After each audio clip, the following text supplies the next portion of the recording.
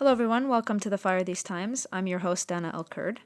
Today, I'm joined by my friend and colleague, Michael Paarlberg. He is an associate professor at Virginia Commonwealth University in the Department of Political Science. He studies Latin American politics, but particularly issues of migration and diaspora politics, crime, corruption, and authoritarianism. And we talk today particularly about the case of El Salvador and what's been happening there with the Bukele regime. Now, this may seem like a bit of a surprise to listeners who have heard this podcast before, as I'm usually for this podcast associated with kind of the Palestine stuff. But in my day job, I am a researcher of authoritarian politics, and I'm interested in the intersections of these things. Obviously, for those who are familiar with some of my work, I do look at Palestine as kind of an anti-authoritarian issue, and I am interested and also greatly concerned about trends in authoritarian politics internationally. And so my conversation with Michael today was very illuminating about how the case of El Salvador and kind of the nexus of crime and authoritarian politics that's happening there can teach us more about trends more generally. So if you like this podcast episode or have liked any of the other podcast episodes that we've put out, I encourage you to go to patreon.com/firethesetimes to support the podcast. We have like movie screenings, we have hangouts with the Patreon members. Sometimes I'm there. And it's really a nice and supportive community to be a part of. So with that being said, we'll turn now to the episode. So thank you for coming on the podcast. Thank you for having me. Before we get started, maybe you can give us a little bit more information on the work that you do and the topic areas that you study. Sure. I'm an associate professor of political science at Virginia Commonwealth University. I'm also an associate fellow with the Institute for Policy Studies in Washington, D.C. I focus on Latin America, migration, security, diaspora communities. Generally, I focus especially, but not exclusively, on Central America, and probably the country that I've done the most work on and in is El Salvador. I am, I should say, not Latin American myself or Central American or Salvadoran. I am an American. I am Korean American, if that matters. My interest in the region comes from when I was a kid. I lived in Panama. My father was in the Foreign Service, and so I spent a lot of time in the region, learned the language, and have continued to research the region since I started my academic career. Great. So we will talk more about El Salvador in just a second, but what are some of the other cases that you study? So I have a couple different buckets of research. One is focused on diaspora communities and transnational politics. So how is it that migrants and diaspora communities impact politics in their countries of origin? So for example, how do Dominicans living in New York affect elections in the Dominican Republic? And so it's largely, but not exclusively, about transnational voting, transnational campaigning, but also the political impact of remittances. And the cases that I have used for my research are Mexico, El Salvador, and the Dominican Republic. I also have a second bucket of research that is more focused on crime and insecurity, given that criminal insecurity is one of the main drivers of migration, although obviously not the only one.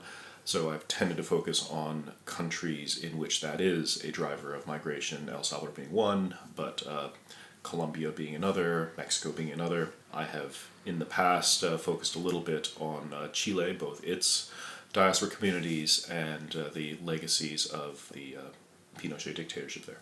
Very cool. The reason I asked you on the podcast, obviously, is we've been talking about what's been happening in El Salvador, and I'm really interested in this kind of intersection of crime and authoritarian politics. Yeah, we'll just get into that on the El Salvador front. So, do you want to tell the people about the Bukele regime and your particular story with that? I study El Salvador. It's not the only country I study, but I study it especially.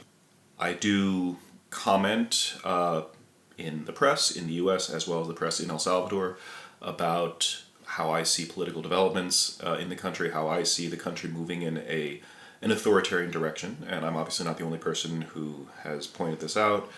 And there are many Salvadoran journalists and members of the political opposition and members of civil society who have suffered a great deal of persecution, who've been forced out of the country, some of whom I know.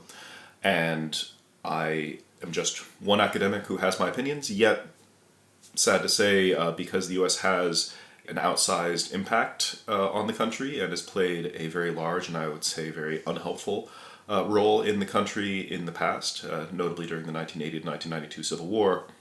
Opinions that come out of the U.S. Tend to make the news in El Salvador. So I tend to get interviewed in the press in El Salvador about my opinions. This has angered the government of El Salvador, and they have gone after me a little bit. I've been denounced by the vice president of El Salvador. I've been denounced by the ruling party politician as an agent of Soros, which is funny because I don't actually get any money from Soros or from Oat Society. Unfortunately, I would welcome that money, but I don't get it.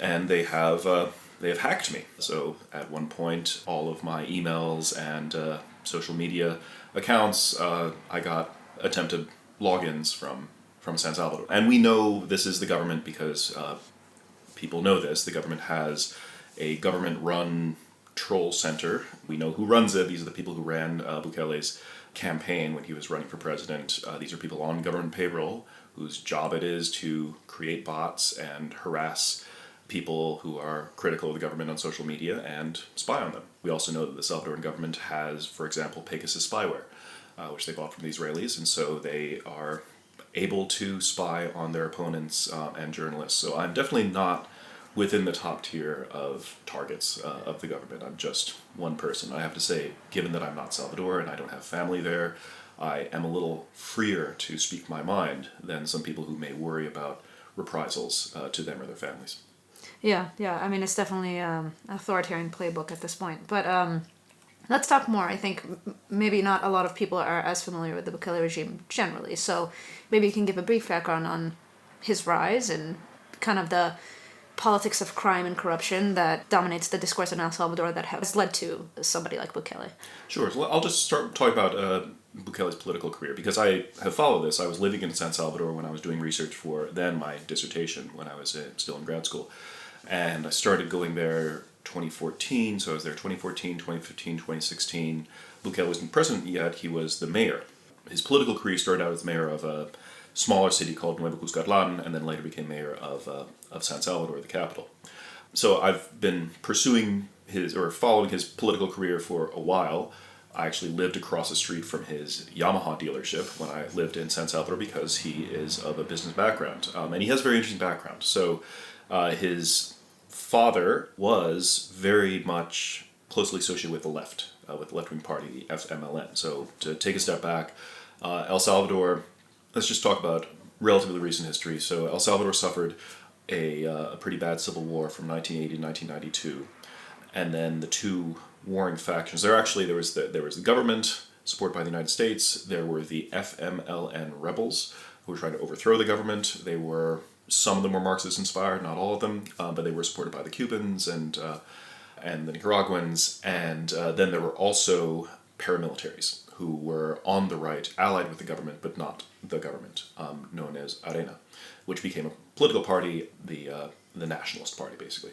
And as a result of the peace treaty that was signed in 1992 in Mexico City, the Treaty of Chapultepec, these two irregular armies, which is to say the guerrillas and the paramilitaries, converted themselves into political parties. They laid down their weapons, and this was seen as a model for successful transitions for armed groups to democratic politics. And neither of those groups and no other groups have taken up arms since then to try to, contest politics in an undemocratic way. So I still see this as a success. This peace treaty has been denigrated by the current president because he has denigrated the two parties that came out of this treaty, because the two parties traded power, so to speak. It's rather that the right-wing party, Arena, controlled the presidency for 20 years, and then the left-wing party controlled the presidency for 10 years after that.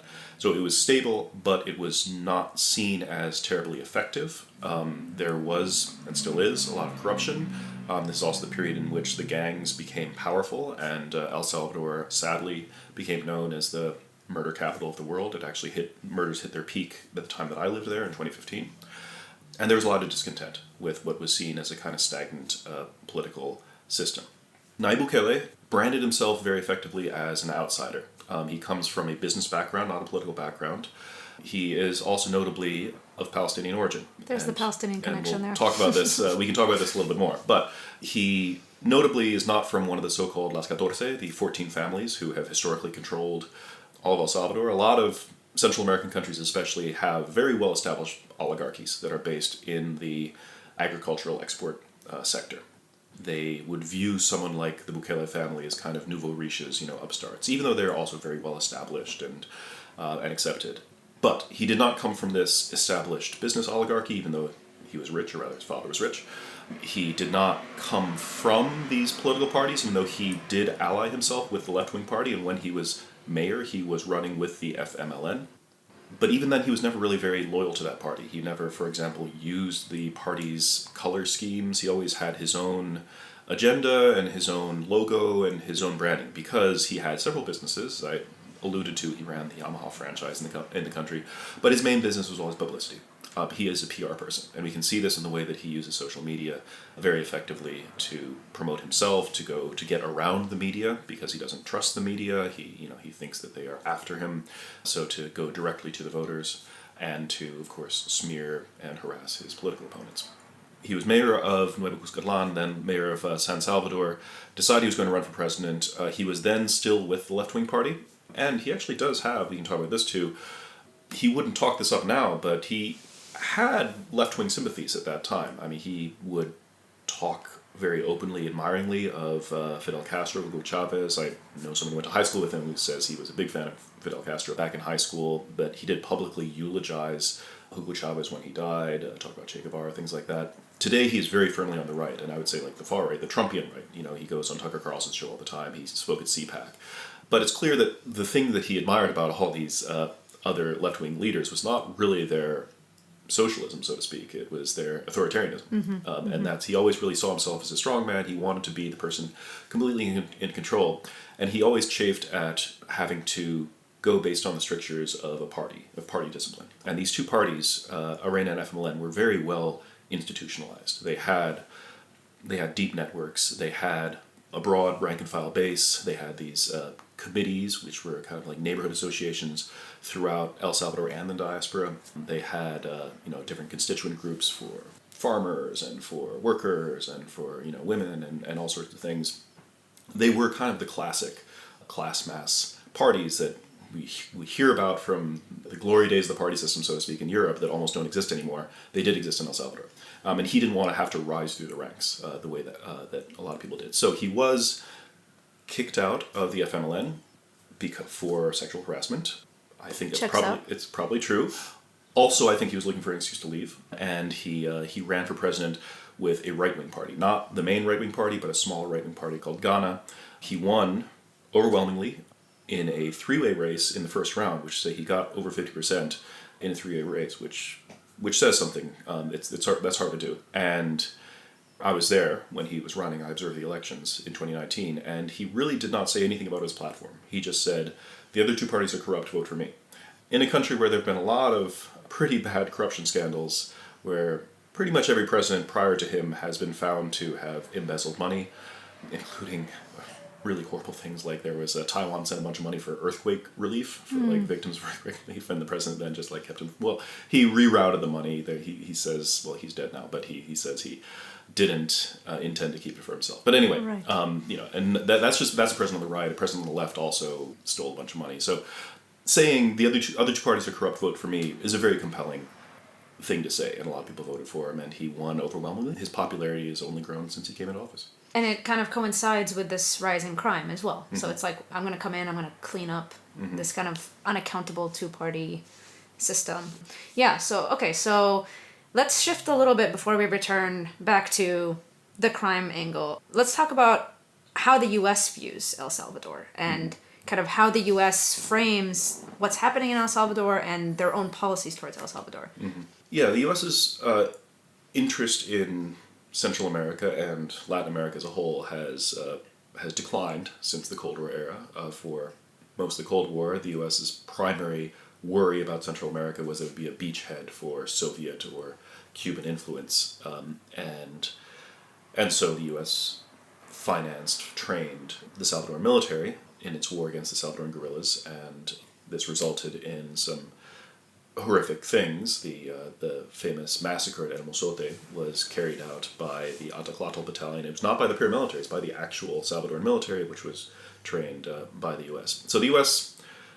has a very checkered past in El Salvador. That said, there's so many Salvadorans who live in the U.S. because they were fleeing at that point the violence of the Civil War, that pretty much everyone in El Salvador has an uncle or an aunt who lives in the U.S., or they themselves lived in the U.S. There actually is a lot of positive sentiment towards the U.S., or at the very least, there's a great deal of, I'd say, cultural affinity. Salvadorans are very much aware of what's going on in the U.S., and it's very common for people from the Salvador diaspora to go back and forth and run for office and have a great deal of influence. So, first of all, there's the U.S. government, but then there's just the U.S. as a whole, and oftentimes that's through the diaspora that the U.S. has this influence. The other main way that there's influence from the U.S. is through remittances.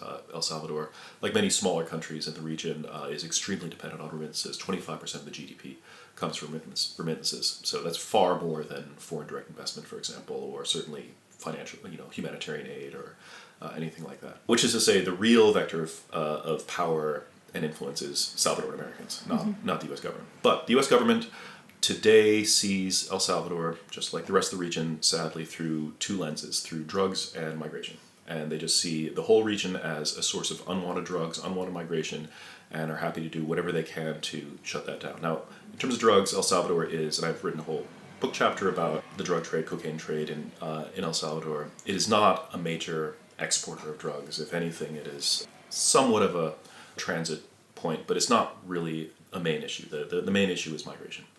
And subsequent U.S. governments on the left and the right have made deals with whoever happens to be in power to do what they can to clamp down on migration. Under Trump, this started out being very quid pro quo about we will look the other way, we will send aid, military and financial aid, as long as you stop migration from other countries through your country. Biden originally started taking something called a root causes of migration approach, which is a more holistic approach to migration, understanding the push factors behind migration, such as criminal insecurity and corruption and climate change, which is a major driver of migration in Central America to the U.S. And then recently, the Biden administration has just been basically copying the Trump administration, and pretty much everything that they've done has been an enforcement-only approach, as well as this opportunistic cutting deals with whoever they can. I would say this is not just El Salvador. They have cut a deal, for example, to resume deportation flights to Venezuela, which used to be unthinkable because Venezuela is this enemy, socialist country. But as political tides are shifting, Florida is no longer really a swing state anymore. It is a solidly Republican state. Administrations are seeing the Southwest as more of a swingy area. We see U.S. foreign policy towards Latin America being driven less by fear of communism, whatever that means, to them, to a fear of migration, and therefore a willingness to work with anyone who will agree to stop migration, accept deportations, play ball with the U.S. There is this particular angle of gangs, though, that I think there's been a lot of focus on, both during the Trump administration and even now, as you said, Biden, with some of the rhetoric and the policies around the executive orders. So could you maybe explain a little bit more about who are these gangs, why is the U.S. interested and concerned about these gangs, and how the U.S. has played a role, really, in the rise of those gangs in El Salvador? Yeah, so a lot of my research has to do with the gangs of El Salvador, which is a little complicated to say where they are from. So we're thinking about the famous gangs, primarily MS-13, Mara Salvatrucha, and 18th Street, or Barrio 18 in Spanish. These gangs are described as Central American gangs, Salvadoran gangs, and at this point they primarily exist there, but they're not from there. They're originally from the United States. The 18th Street refers to an actual street in Los Angeles, in the Pico Union neighborhood where they started. So these are gangs that were founded in the diaspora by diaspora Salvadorans and other Central Americans in Los Angeles in the late 1970s, early 1980s, when a lot of people were fleeing the violence of the Civil War. The largest, to this day, the largest Central American community is in Southern California, around Los Angeles. Now, there's a lot of myth and folklore about these gangs, so it's a little difficult to pin it down exactly what happened, but because a lot of this is presented by the gangs themselves. But the story goes that a lot of these families who were fleeing the violence settled in Southern California. They didn't have a lot of money. They lived in poor neighborhoods, and these were neighborhoods that had a gang presence already. And these gangs tended to be Chicano gangs, which is to say Mexican-American gangs. And despite the shared language, they did not like the newcomers. They did not like the people from Central America, and they picked on them. And so, according to the gang members themselves, they formed their own gangs out of self-defense to protect themselves from the Chicano gangs.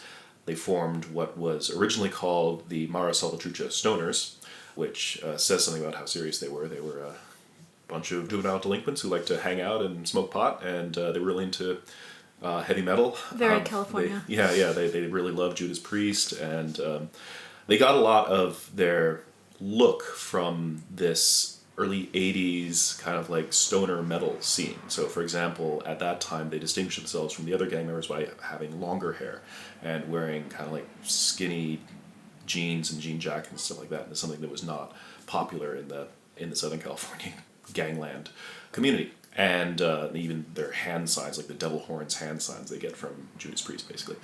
18th Street was an existing gang that goes back to the 1960s, but they were the only Chicano gang that accepted non-Chicano members, Central American members, and they quickly became dominated by them. And these two gangs coexisted, and then according to the folklore, someone stole someone else's girlfriend, and there was a fight at a party, and that's since then those gangs have been rivals ever since. International policy was never the same again. And they have like kill on sight orders. It's silly, but it's obviously it has deadly consequences. But these gangs were street gangs, yes, but they were just a bunch of teenagers doing dumb stuff. Not really doing anything particularly scary or violent. The first transformation of them was 1984. Los Angeles got the Summer Olympics. And they decided they were going to clean up the streets. So they sent the LAPD out there to arrest, let's just be honest, every black and brown person they could find, especially teenagers. And so they just threw a bunch of these juvenile delinquents in jail. And that's what transformed these gangs from street gangs into prison gangs.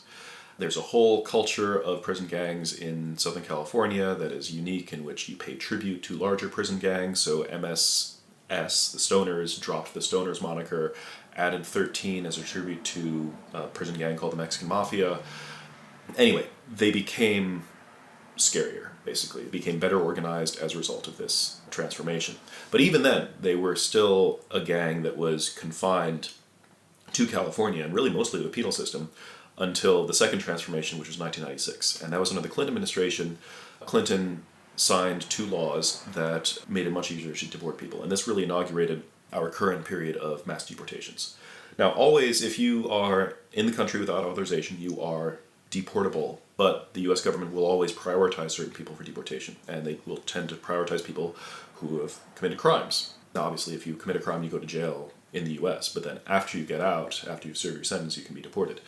Under the new law, which is called IRA, it lowered the bar for what is considered a deportable offense. So you can be deported for a DUI, for example. I work on a lot of asylum cases as what's called an expert witness in immigration court, and some of the cases I see, these will be people who committed, something called public scandal. I don't know what that is, but some of these crimes are not gang related. They're not violent necessarily. So these would be people who may or may not be gang members, but they're being deported. They're being deported at a very high rate. And so starting in the late 90s, El Salvador, Guatemala, Honduras started receiving hundreds of flights of mostly young men who, yes, they were born in those countries, but they had lived most of their lives in the United States. A lot of them didn't even speak the language. They certainly were not socialized into this context. They dressed funny, they spoke funny. They really liked Judas Priest. They liked strange music. They didn't have jobs waiting for them in these countries. And they had this stigma attached to them, which is to say, everyone was told these people are criminals. And no one made a distinction that this is someone who drove drunk. They think they're all hardcore gang members. And some of them were. Most of them were not. To this day, the vast majority of people who are deported, who are criminal deportees, are not gang members. But some of them were. And those people reconstituted their gangs in these countries. And the ones who were not were easy prey for these gangs. They were easy prey for extortion. And to this day, we know that gangs target people who are known to have family members in the U.S. because they receive remittances from the U.S. so they can extort them and steal their money. But they were also targets for recruitment because they come to this country and they don't know anyone and they don't have a job waiting for them. Well, they get into crime. So it was opportunistic.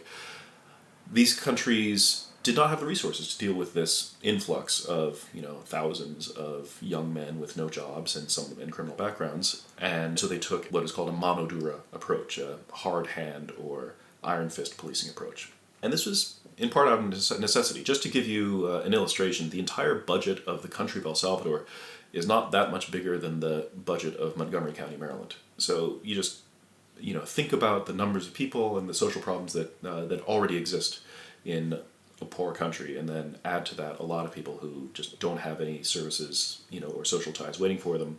It's understandable, even though it's completely counterproductive, to take this lock them all up, throw away the key approach. And so this really, just like in the US, only effectively relocated the gangs to the prison system there, which they quickly took over, and gave them a base of operations. It actually protected them, the top leaders who live very well in the prisons, and allowed them to cause chaos out in the streets, directing them from the prisons. And subsequent governments on the left and the right have tried these versions of mano dura policing. When they don't work, they rebrand them. They call them super mano dura, and then maybe the next time they'll call it super mano dura. Yeah.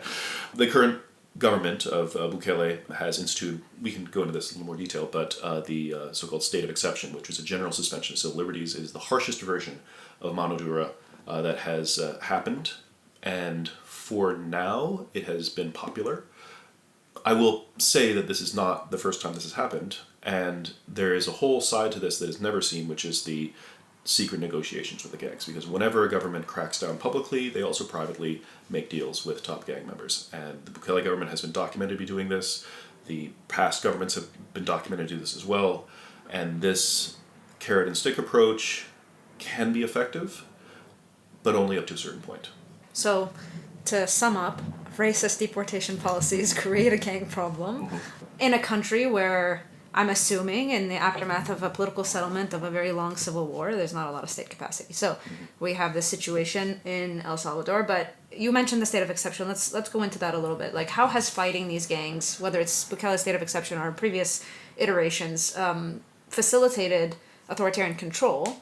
And how has the Bukele regime in particular used this to kind of bolster their own position? So the Bukele government's state of exception, which has been going on for 2 years now, is a general suspension of civil liberties in which pretty much anyone in the country is arrestable, but especially if you're a young man from a poor neighborhood, that makes you highly subject to arrest, whether you're not a gang member. Now, officially, nearly everyone who's being arrested is being arrested under a term called agrupación ilícita, which means illicit membership, as in membership in a gang. Gangs are officially designated as terrorist organizations, so you are officially a terrorist if you are arrested. And this means you have no right to an attorney, you have no right to see family members, you have no right to a speedy trial. All these things are rights supposedly under the law, but those rights are all suspended. As of now, in the last 2 years, as of last count, about 77,000 people have been arrested. The police have arrest quotas. This has been revealed by the head of the police union who complained about this. So the police are required to arrest as many people as possible.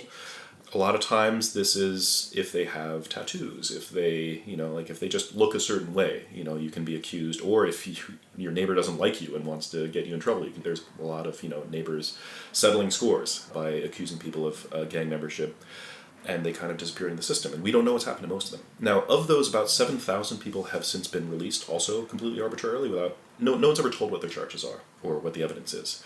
But some of them have quietly been released. So what we know, what goes on in the prisons now, is based entirely on their testimony, and it's very scattershot. It's not like a random sample, so we don't really know how bad or how widespread these things are. But based on the stories, they've documented a couple hundred people who've been killed. It's almost certainly much, much higher than that. That's just, the number of people who, whose stories have been documented. The killings in the prisons have been under circumstance we can describe as torture. So, these are beatings, strangulations, as well as just starvation, like malnutrition. And some of this is institutionalized in the sense that the government just doesn't provide people with enough food. There are too many prisoners. And so if you have family members who are willing to bring you food, then you can eat. But if not, you don't eat. There's also the policy of mixing gangs. The gangs used to be segregated by gang because these gangs have these kill-on-sight orders. And so for a long time, there was one prison, famously Salvador, which was the MS-13 prison. There was other prison. There was the 18th Street prison. President Bukele, when he came into office, because of the severe unpopularity of the gangs, said, I'm going to mix the prison population. I'm going to mix the gangs with the implicit understandings, so they can kill each other. And this was a popular policy because for a lot of Salvadorans, said, great, let them kill each other. Because a lot of people, I don't want to minimize how bad the gangs are. Like people who live, and I've spent time in gang neighborhoods, everyone has to pay extortion to these gangs or they will kill you. If you have a young son, that son is subject to be recruited by the gang, doesn't really have a choice. If you have a young daughter, that daughter will be someone's girlfriend in the gang, whether she likes it or not. They really establish themselves as the de facto authority in the neighborhood, and they ruled through terror and would go to great lengths to terrorize people. And again, this is not a rich country. These are poor people who are being extorted and victimized by these gangs. These are especially street vendors, bus drivers especially. Famous, terrible moment when I was there, when the gangs were at war over who could extort which bus lines, and they would do things like kill everyone on the bus in order to scare the bus line owners into paying their extortion payments. So these gangs are hated for good reason. So for a lot of people, they're not sorry that 77,000 people are being locked up. Now that said, these people who are being locked up are not all gang members. According to one estimate by a former inspector general of the police, only 30% of those arrested are gang members. So 70% of them are not. But even with that degree of false positives, a lot of people are happy because the streets are safer. That isn't to say the gangs have not disappeared. They've just been relocated to the prisons, just like they had in previous Maduro regimes. There's also evidence that they're still extorting people in some parts of the country, but the overall level of street activity has declined, particularly the extortion rackets, and this is something people are very happy about. Now, I can talk at length about the ways that this doesn't really reflect reality, but just as an example, as the murder rate has gone down, and it has gone down, the disappearance rate has gone up about proportionally. And this started happening before the state of exception. The murder rate has actually been dropping since 2015, so Bukele cannot take total credit for this. It just reached a peak in that era, and it tends to spike at different moments. Oftentimes the gangs know that they can deploy violence strategically to get concessions from the government. And so what actually sparked the state of exception was the government had been giving secret payments to MS-13 as part of a gang pact, because once again, the governments always negotiate with the gangs as well. They suspended those payments, and then MS-13 retaliated against the government by killing 87 people in one weekend and dropping the bodies on their street. And this was a tactic to pressure the government back to the negotiating table. Instead, the government decided they were going to take a gloves-off approach and arrest everyone.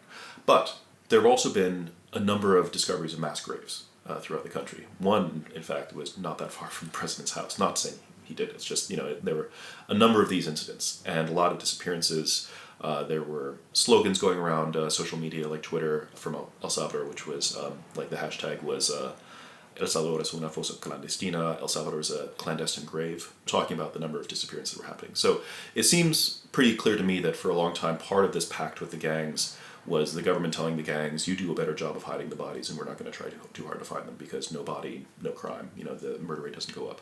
There's also evidence from what's called the Guacamaya leaks, which is kind of like a WikiLeaks for Latin America, that leaked a lot of police emails, that the murder rate is twice as high as it is. The government is hiding about half of the murders. So there's a lot of fudging the numbers, because the homicide rates are a very sensitive political issue, and politicians get elected or not elected on the basis of the homicide rate. But it is clear that the gang's activities have been interrupted, because you can't really run an extortion racket when a neighborhood is under military occupation, which is essentially what the government did. They flooded the streets with soldiers and cops.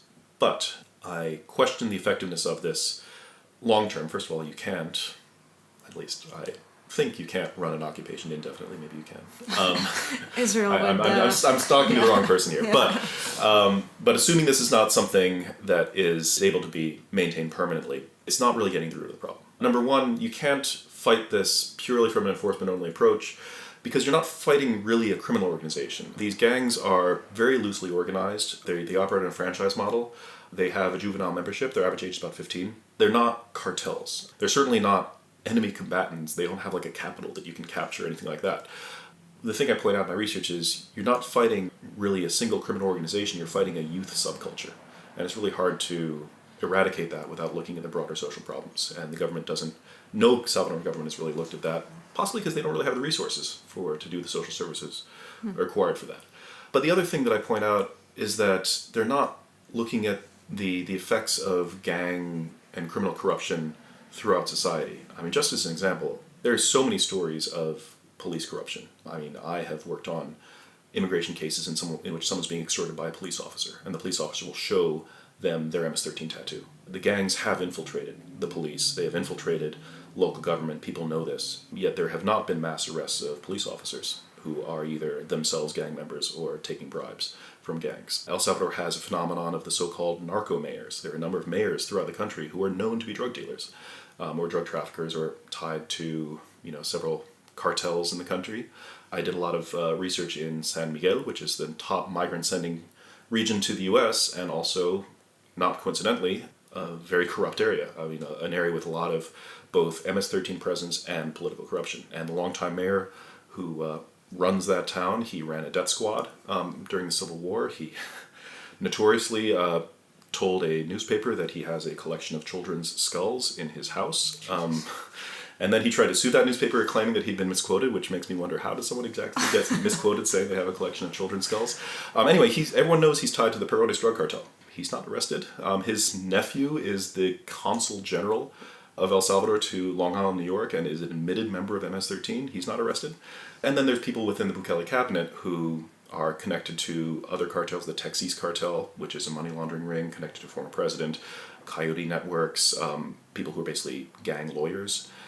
I do pick on the Bukele government because they are the current government in power, but I will point out all of these corrupt members of his cabinet came from other governments. He has absorbed the worst actors from the left and the right, who all have ties to criminal organizations or just engaged in what you might call normal political corruption, like procurement fraud, like contracts. There's, a lot of them have businesses and they sell like air conditioners to the government at a great markup. So this is a president who got into office saying, vote for me, these other parties corrupt. And he was right. That is compelling argument. But then he ends up hiring all the corrupt people from those previous governments. And then he cracks down on 15-year-olds who may or may not be up to no good, while leaving the people who are actually profiting from these crimes in positions of power. From what you've described, and how you said that the gangs have been disrupted to some degree, but the way that you describe also kind of the corruption at the high level of these possibly high-ranking gang members or those associated with gangs, like whether they're incorporated into this regime or whether they're their mayors or whatever, would it be safe to say that it's like the gangs work hand in hand with the Bukele regime to some degree in creating these dynamics? Yeah, it's to some degree. In other countries, notably Honduras, a lot of people use this term, the narco state. The former president of Honduras was recently convicted of drug trafficking in the U.S., in U.S. court. His brother was a known drug trafficker who notoriously wrote his name on all the packages of cocaine that he was he was transporting. Yeah, because it's like, no, these are my drugs. So these are not criminal masterminds by any degree. That his brother, who's the president, was not actually involved in the trafficking business, but it was proven that he financed his campaign with drug proceeds. Anyway, that regime is very much connected to the gangs, MS-13, drug trafficking in general. The Bukele government, I think, is not that obvious. I have written an article in which I talk about a gang state, rather than narco state, rather than like a cartel state, a gang state, pointing out that the gangs are not as sophisticated as cartels or mafias. They have some degree of political agency, but they're still largely subject to the state. I mean, the fact that they became transnationalized was not by their own plans to branch out from the U.S. to Central America, because they were deported there. Mm-hmm. They are learning. So they are evolving in their political objectives. Yeah. So one example I give, and this is a very important one, I think, is that previously they knew that they could use violence to extract concessions from the government. But they would do so, they would kill people, drop bodies on the street for dumb reasons. I hate to say this, but it's like so the leaders could get visitation rights from prostitutes in prison, or they could get PlayStations or nicer food or whatnot. Recently, the Salvadoran government has been blocking all extradition requests from the U.S. for MS-13 leaders who were wanted in the U.S. for drug trafficking. So it seems pretty clear that part of the secret deals that are still going on between the government and the gangs is we will protect you from extradition to the U.S. as long as you play ball with us. And that shows that the demands from the gang leaders are becoming more political, more sophisticated. Mm-hmm. I think the gangs know that they can deploy some pressure to get something out of it, but they still are dependent on the government.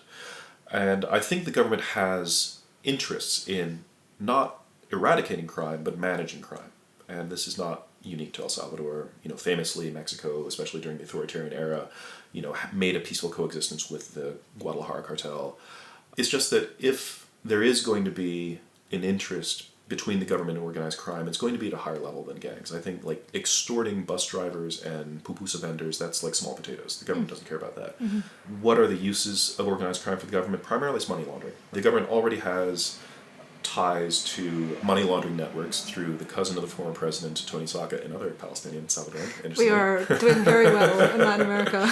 And also to the Venezuelan government, oddly enough, because the government of El Salvador now is something we'd classify as far right, but they have opportunistic ties through Bukele's left-wing allies, actually former communist allies, oddly enough, from the FMLN. And authoritarianism knows no bounds. Yeah, basically. Through a subsidiary of the Petróleos de Venezuela, PDVSA, they have a company called ALBA in El Salvador that effectively acts as the money laundering arm that well-connected politicians can access for their own ends.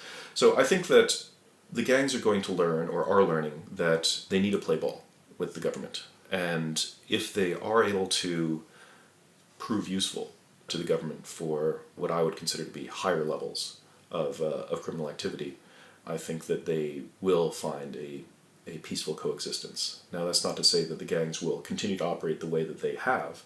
They always evolve. They may come out of this state of exception whenever it does end with different names, or they may be fragmented, or they may be subsumed into larger criminal organizations, but they won't disappear. They haven't disappeared. And I don't think they will be eliminated, because I don't think it's really in the interests of any government to completely eliminate something that has pretty established networks in the country and internationally. Yeah.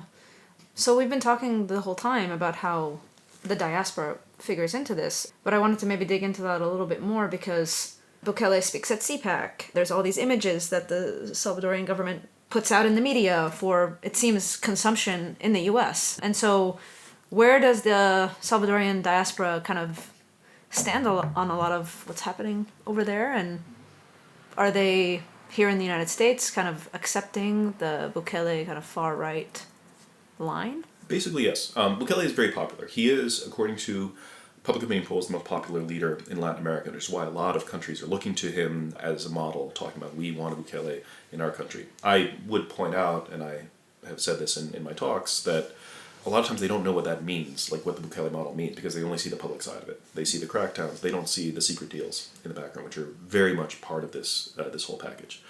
But in terms of the diaspora, Bukele is a publicist by background, and he knows how to use social media and the power of images to get his point across. A lot of this is a play not really to domestic audiences, but foreign audiences, the international media, and especially to the Salvador diaspora, because as I pointed out, 25% of the GDP comes from remittances from the diaspora. So the diaspora has a very strong voice in the country. The diaspora is also, the reputation, like many diasporas, is they're stuck in time a little bit. A lot of them came over, most of them came over in the 80s. Obviously people have been coming over since then. But, and I see this within the Korean community as well, where a lot of Korean towns look like Korea in the 1970s because that's when people came over. So a lot of them, they have these memories. They have memories of the civil conflict. They have memories of what you might call the peak period of gang activity, 2015 and before. They support this crackdown because they remember what it was like, and what it was like was the reasons why they left. But as an example of the power of the images, the Salvadoran government has been releasing photos from the prisons of hundreds of men in their underwear, shackled, being forced to duck walk places, or being lined up in rows. It's really very dehumanizing images, and these are not photos being taken secretly by people. These are photos being taken by the government to publicize this because they're proud of it. A lot of these men in these photos, they have tattoos all over their bodies, including their faces. And this is a very scary image. It's something that the gangs were known for a long time, was tattooing your faces, because if you do that, basically there's no way you will ever enter regular society again. It brands you forever as a gang member. The gangs have actually not been doing that for over 10 years. When I was in San Miguel, which was an MS-13 stronghold, you never saw people with face tattoos on the streets. Which is to say, all the people that he's taking, because the gangs figured out belatedly that if you have a giant 13 on your face, MS on your face, it's kind of hard to extort people or just go undercover, Right. So they start telling people not to get tattoos. But people who left 10, 20 years ago, they remember that image. And so Bukele's taking pictures of people who The pictures are not of people who he recently arrested, because these would be young men who would not actually have tattoos. Rather, these are middle-aged men who he had arrested, or not he arrested, that previous governments had arrested 20 years ago. But this is the image that the diaspora remembers. This is what scares them, and this is what leads them to believe that he's doing the right thing. Yeah. I mean, a lot of the stuff you've been talking about, obviously I'm not a Latin American politics expert, studied the Middle East, but it reminds me to some degree of kind of like the smuggling gangs in North Africa, and their kind of push and pull with the state. Even Duterte kind of like in the Philippines reminds me a little bit of some of these dynamics. But broadly speaking, what do you think should be learned from the El Salvador case on how we should understand crime and authoritarianism, possibly in other parts of Latin America, but also kind of broader trends globally? These are depressing lessons to learn, but one lesson is crime is a very potent issue. If you are an aspiring authoritarian leader, that is the issue you should focus on the most. You should scare people. That's our listenership. Yes. Is aspiring authoritarian leader. Regardless of whether that is true or not. I mean, the crime rate it's still high, but it's been declining since 2015. But, the argument is, like crime is out of control. I would point out, Bukele, it took a while for him to latch onto this issue. For a while, if you remember, his big issue was Bitcoin. He made Bitcoin legal tender. That was a failure. No one was using Bitcoin. No one was using this wallet app that the government used to encourage people to send remittances. I've always suspected the real purpose of that was for money laundering. But anyway, he latched on the crime issue after failing in a few of his other PR campaigns and realized that, this is something I can latch onto, I can really use. And it worked. So I would say that if you want to suspend civil liberties, if you want to replace half the judges in the country, which he did, if you want to fire the Attorney General and shut down a corruption investigation into procurement fraud in your own health ministry, which you did. Don't do that by saying, I want to be a dictator. Do that by saying, I'm fighting crime. If anyone is asking inconvenient questions about your government, such as the media, such as the head of the Transparency Office, and you want to exile them, which he did, say it's because these people are corrupt and they are in bed with the gangs, which they were not. And if you want to also distract from the actual criminal ties of people within your own government, arresting a whole bunch of 15-year-olds and then showing pictures of scary-looking people with face tattoos is a good way to distract from what I consider the greater crimes, which is, say, public corruption that has never really been eradicated in El Salvador, or for most countries for that matter. Yeah, and if you really want longevity, connect your whole thing to a CPAC and some racist right-wingers in other parts of the world and really go for the goal. All right, well, on that depressing note, thank you so much for being with us today and explaining some of these dynamics, and we'll link some of the articles that were mentioned in the show notes. Thank you for listening. Thank you for having me.